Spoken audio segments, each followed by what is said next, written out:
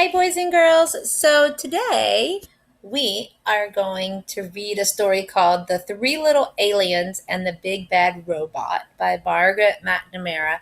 And this is a fractured fairy tale based on The Three Little Pigs.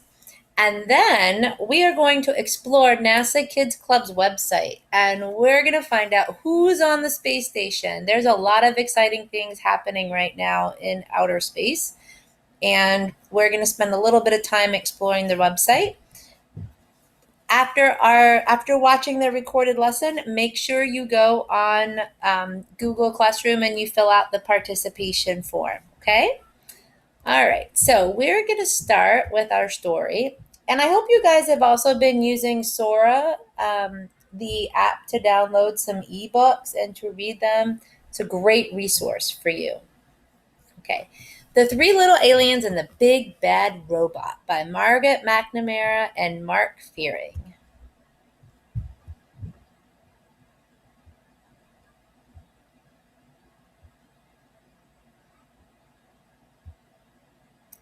Once there was a mama alien who had three little aliens. They were called Bork, Gork, and Bork, Gork, and grew up in an old-fashioned house in a snug, cozy crater on a tiny planet.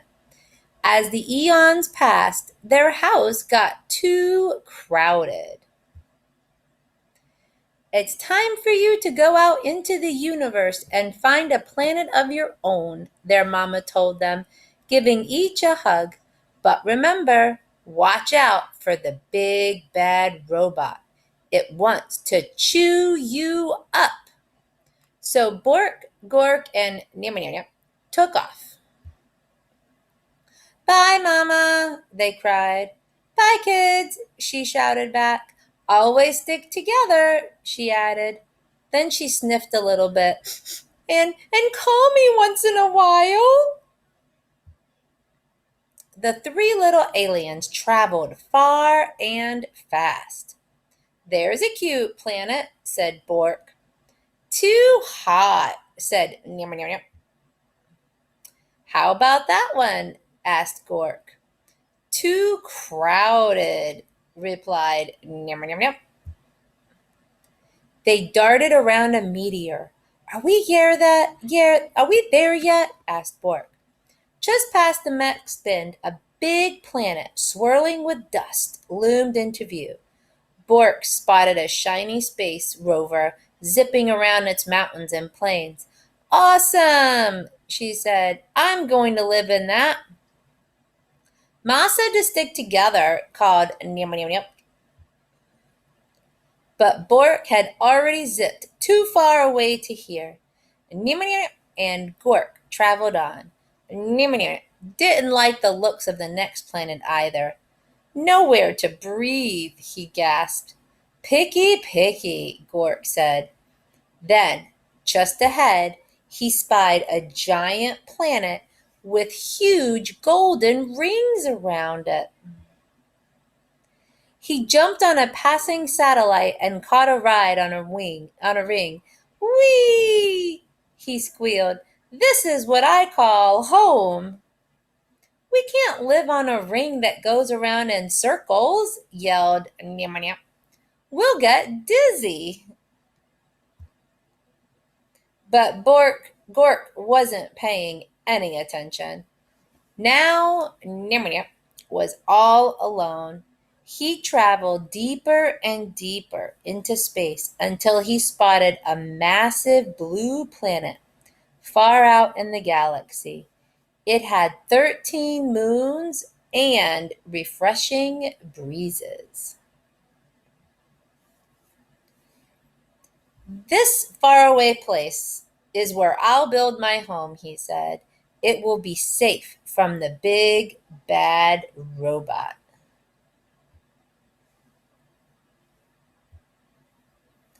Nimanina found everything he needed to make sturdy walls. He gathered stardust to keep his home bright and found solar panels to keep it warm. Then he grabbed a tall, shiny telescope. "This'll do for a chimney," he said, though no one heard him. Rock by rock and row by row, Nimrod built the perfect house. When he was finished, he sat down and locked the door. His house was not very zippy or cool, but it was safe. And there was room enough for all three aliens. "I hope they come to visit soon," said Nimrod. Then one galactic dawn, there was a rumbling in the universe. Greep, boink, meep, beedly, deep, ork, eep. It was the big bad robot. Bork was so busy on her swirly red planet she couldn't hear the robot's call.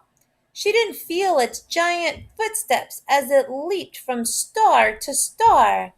And she didn't see the robot. "Little alien! Little alien!" bleeped the robot. "Pull over! Pull over!" "Not by the wheels of my trusty space rover!" cried Bork bravely. "Then I'll crack and I'll smack and I'll whack your house down," meeped the robot. And just like that, the robot cracked and smacked and whacked Bork's shiny rover into 100 pieces. "Greep, boink, meek, piddly deep, ork, eep, eep. Piddly deep, ork, eep, eep." As fast as the speed of sound, Bork jetted away. The robot close behind her. Just as the robot was about to eat her up, she spotted Gork's satellite house. "Gork! Gork! Help me!" she cried. But Gork was having so much fun surfing on the rings of his giant planet that he didn't hear Bork's cries. He didn't see the robot chomping on comets and ripping open black holes until the big bad robot caught Gork's satellite in his huge metal claw. Little alien, it broinked. "Come out of hiding." "Not by the orbit of this ring I'm riding," cried Gork stoutly. "Then I will shatter and clatter and scatter your house down," groinked the robot. And before Gork could fly beneath the radar, that robot clattered and scattered and shattered Gork's satellite into 1,000 pieces. Gork barely escaped. "Over here!" called Bork. "Stick together!" At the speed of light, Bork and Gork blasted into outer space, with the big bad robot getting closer all the time. "Where can we hide?" asked Gork. "Let's find Nimrod," called Bork. "He'll know what to do." And Nimrod had heard the robot's roar. He had seen what was going on with his brother and sister through his telescope, and he was ready. He flashed his solar panels halfway across the universe. "There he is!" cried Bork and Gork, and they zoomed to Nimrod House as fast as a hurtling asteroid.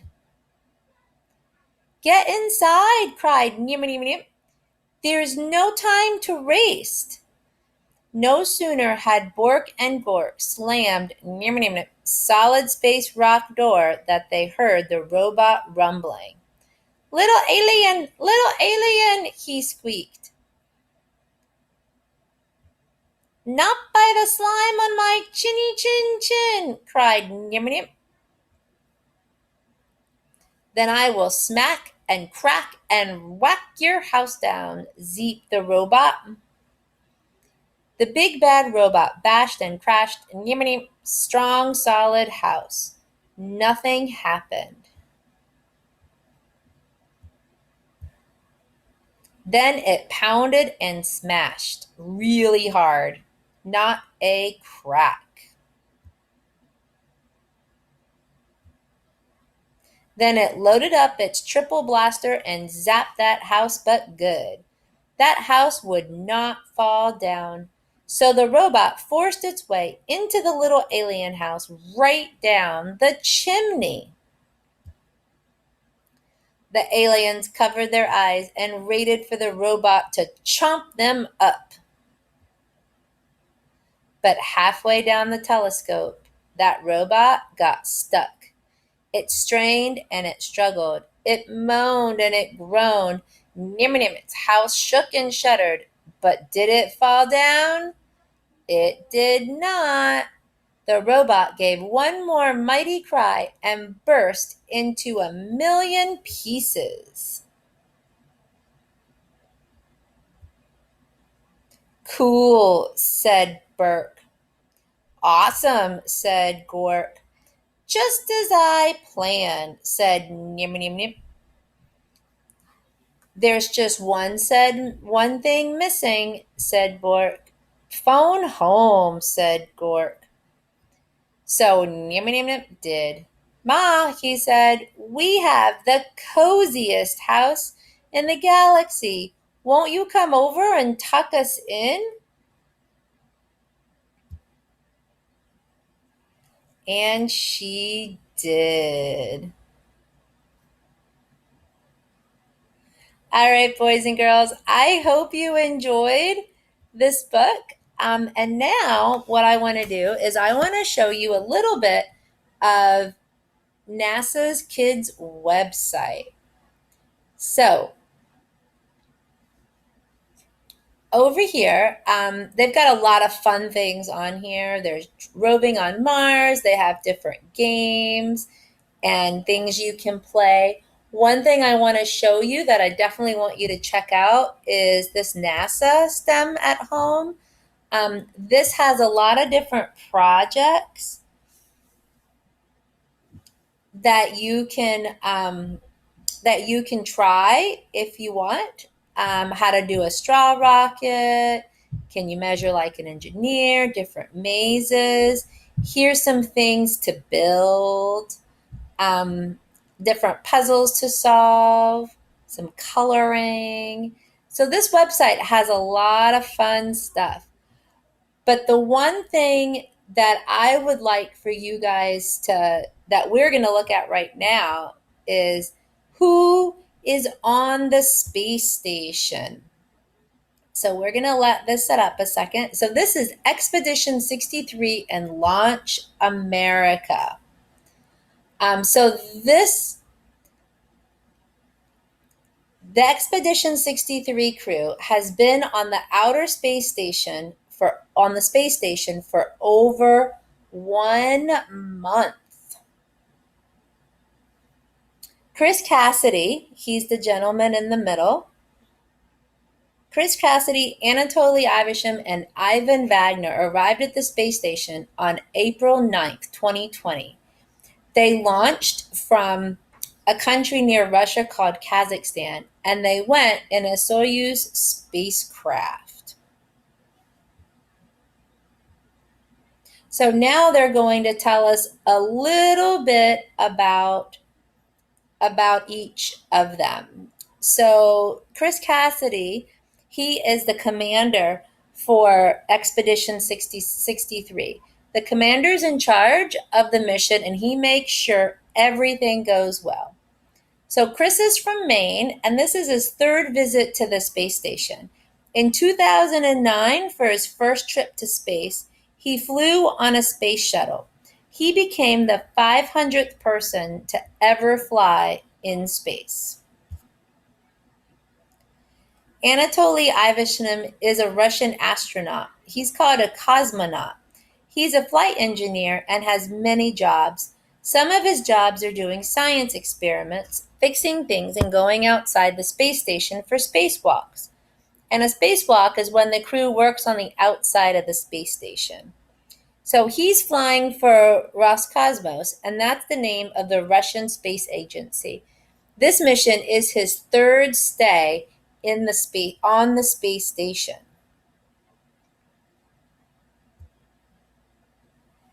Ivan Wagner is a cosmonaut and a flight engineer for the mission. He is from Russia.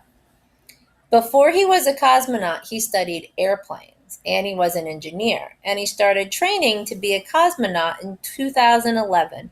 This is his first trip to space.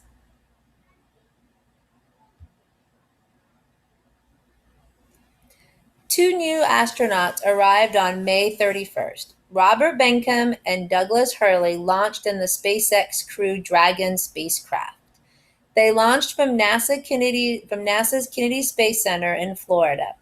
They will stay on the space station for at least a month. NASA astronaut Douglas Hurley is from New York. This mission is his third trip to space. He flew on 2 space shuttle missions to help build the space station. The space shuttle does not fly anymore. He was the pilot on the space shuttle's last mission. NASA astronaut Robert Behnken is from Missouri. This mission is his third trip to space. He flew on 2 space shuttle missions. He spent more than 37 hours doing spacewalks to help build the space station. NASA's SpaceX Demo 2 mission is very important. It's the first time astronauts have flown in the SpaceX Crew Dragon capsule.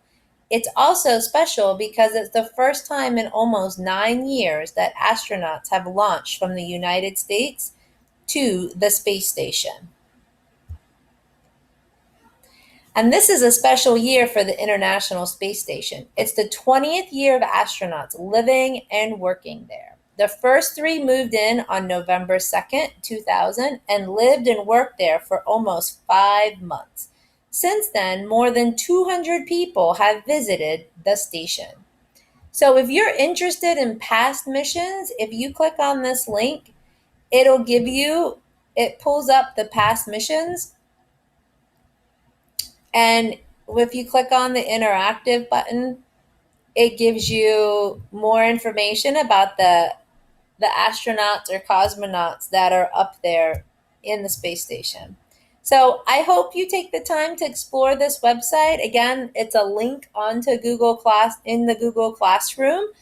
So hopefully you take a look at that and enjoy it. All right, guys, we'll talk to you soon.